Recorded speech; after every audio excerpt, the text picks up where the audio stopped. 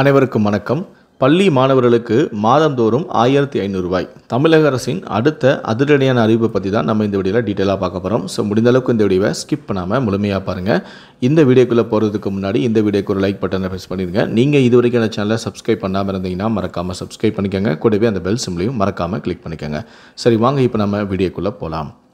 இது குறித்து தேர்வுத்துறை இயக்குனர் அனைத்து மாவட்ட முதன்மை கல்வி அதிகாரிகளுக்கும் அனுப்பிய சுற்றறிக்கையில், தமிழகத்தில் அரசு அங்கீகாரம் பெற்ற அனைத்து வகையான பள்ளிகளிலும் சிபிஎஸ்இ, ஐசிஎஸ்இ உட்பட 11ஆம் வகுப்பு பயிலும் மாணவர்களுக்கு 2022ஆம் ஆண்டு முதல் தமிழ் மொழி இலக்கிய திறனாய்வு தேர்வு நடத்தப்பட்டு வருகிறது. இந்த தேர்வில் 1500 மாணவர்கள் தேர்ந்தெடுக்கப்பட்டு மாதந்தோறும் 1500 ரூபாய் வீதம் 2 ஆண்டுகளுக்கு ஊக்கத்தொகை வழங்கப்படும். இதில் 50% அரசு பள்ளி மாணவர்களும் மீதமுள்ள 50% அரசு மற்றும் தனியார் பள்ளி மாணவர்களும் தேர்வு செய்யப்படுவர். அதன்படி நடப்பாண்டுக்கான திறனாய்வு தேர்வானது அக்டோபர் 19ஆம் தேதி நடைபெற உள்ளது.